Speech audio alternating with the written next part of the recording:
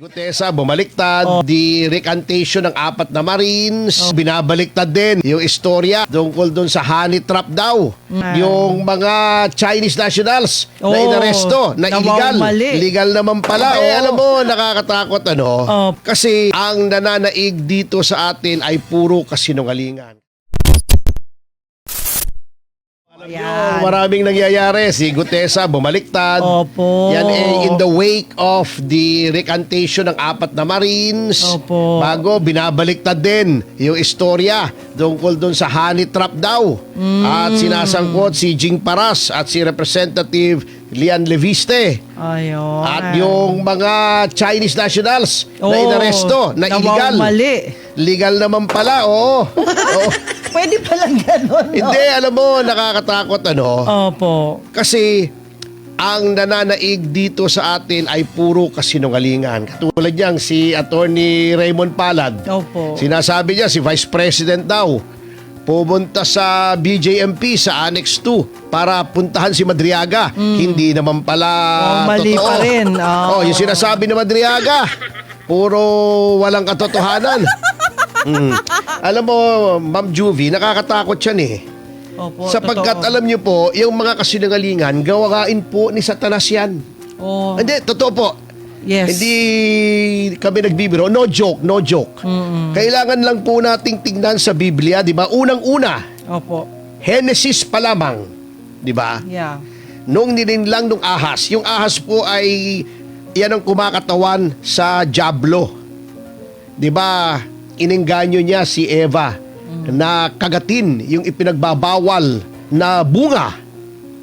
At sabi sa kanya, sabi kasi ni Eva, sabi ng Panginoon, wag daw naming titikman yan. Yes.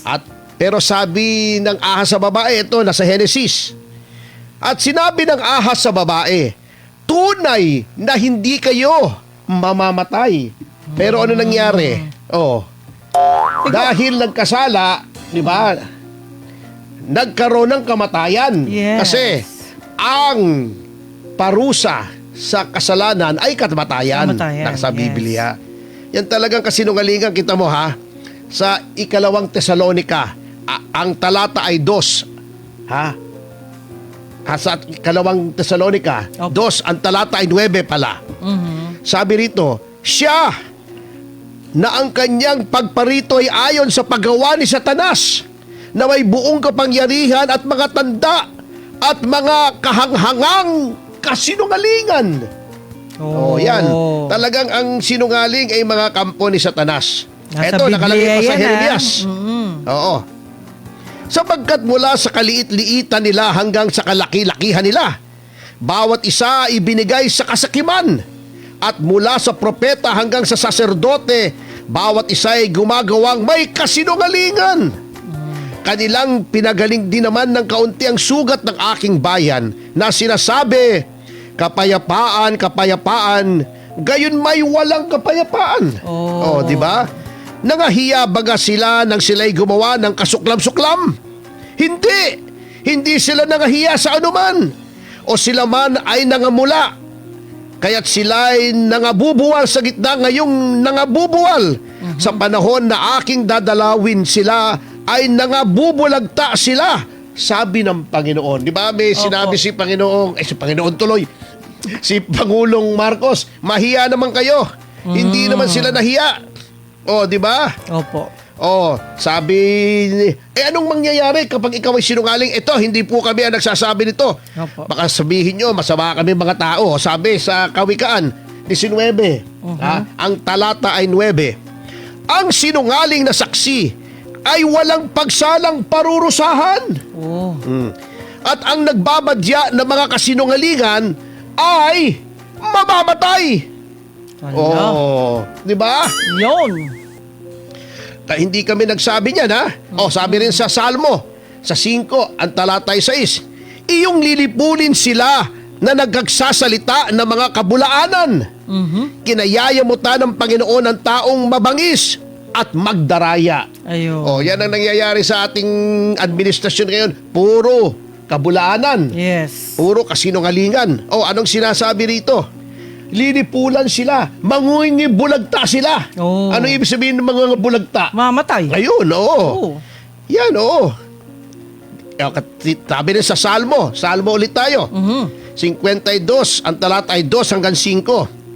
Ang dila mo'y kumakata ng totoong masama, gaya ng matalas sa pang-aahit na gumagawang may karayaan. Iniibig mo ang kasamaan ng higit sa kabutihan at ang pagsisinungaling kaysa pagsasalita ng katuwiran. Iniibig mo ang lahat ng mananakmal na salita. O ikaw naman darayang dila, ilulugmok ka rin gayon ng Diyos magpakailanman. Itataas ka niya, itilalabas ka sa iyong tolda at bubunutin ka niya sa lupain ng may buhay. Oo. O ibig sabihin, tatanggalin ka sa lupain. Oo. Mawawalan ka ng buhay. O, hindi tatanggalin po kami ka. nagsasabi yan, Biblia. Oo. Eto pa, sa unang Timoteo 4, ang talatay 1 hanggang 2. Ngunit hayag na sinasabi ng Espiritu na sa mga huling panahon ang iba'y magsisitalikod sa pananampalataya at mga kikinig sa mga espiritong mapanghikayat at sa mga aral ng mga demonyo, sa pamamagitan ng pagpapaimbabaw ng mga tao na nagsisipagsalita ng mga kasinungalingan na hinerohan ng kanilang mga sariling budhi na waring bakal na nagbabaga. Oo. Yan po ang mangyayari sa mga sinungaling. Ito sa awit huling Sige talata po. na lamang. Opo. Awit 109, ang talata ay 163. Aking pinagtataniman at kinasusuklaman ang pagsisinungaling. Ang Panginoong Diyos po nagsasalita rito Ngunit ang kautosan mo'y aking iibigin. Yan. Kaya tayo po, baka na-demoralize tayo bago tayo pumunta sa mga issue. Opo. Kaya kami po ni Manang Juvie at 10 ng lahat ng mga naririto sa SMBNI. Opo. Truth That Matters, palagi po naming pinaglalaban ng katotohanan kahit napakahirap po ng laban. Yan. Ang kalaban po natin ay buong makinarya ng pamahalaan. Pwede silang magpakulong, pwede silang magdemanda, pwede silang mangharas, katulad ng ginagawa nila sa SMNI at kay Pastor, kay Senator Marcoleta, kay Mike Defensor, kay Jing Paras, si Kelian Leviste, kay Loren Legarda, kay Alan Peter, at kung yung mga yon, mga makapangyarihan, mga senador, ginagano nila, kami pa kayang mga payak na mga mamamayan. Alam niyo po, mga kasama, bago po ako pumunta sa ating mga issue, ang nagpapalakas lamang po ng loob sa amin ni Manang Juvie Opo. at dito po sa SMNI at lahat sa inyo na makatarungan na nakikipaglaban hanggang ngayon para sa katotohanan, ang mga hindi tumitiklop, hindi sumusuko, ay ang pangako ng ating Panginoon sa Isayas. Yes. Nung sabihin ng Panginoon sa mga tunay na lingkod ng Diyos, huwag kang mangamba sapagkat kasama mo ako. Huwag kang malungkot sapagkat ako ang iyong Diyos. Palalakasin kita at tutulungan. Aalalayan kita sa pamamagitan ng kamay kong nagliligtas.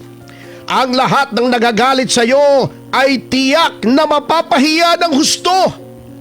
Ang mga lumalaban sa iyo ay mapapahamak at mamamatay. At kahit hanapin mo ang iyong mga kaaway, hindi mo na sila matatagpuan. Silang mga kumakalaban sa iyo ay magiging walang kabuluhan. Sapagkat ako ang Panginoon ng iyong Diyos.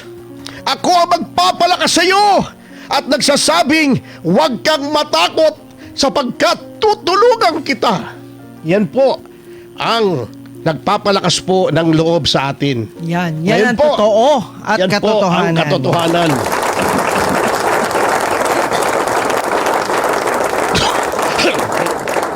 Ng konti ron, pasensya na po kayo. Opo. Katulad nung nangyari, di ba anong sinasabi mo, Manang Juvie? Nagdrama pa itong NBI. May private plane pa o special plane. Pumunta sa Davao gitna ng kadayawan, mag-aaresto daw ng mga Chinese nationals. Opo. Yung Malaking pala, ito, mga kahihiyan to, yan nangyari Wala dyan. naman palang problema at Opo. nagagalit tuloy yung Chinese Embassy. Hindi sa kinakampian natin ng China. Oh, yes. Ngunit alam niyo po, yang mga away na yan ay may repercussions. Natatanda mo yung ginawa doon sa Vice President ba yun? Yes. Ng Huawei. Opo. Na nung nasa Canada ay inaresto ng mga Amerikano. Mhm. Dahil may violation daw ng mga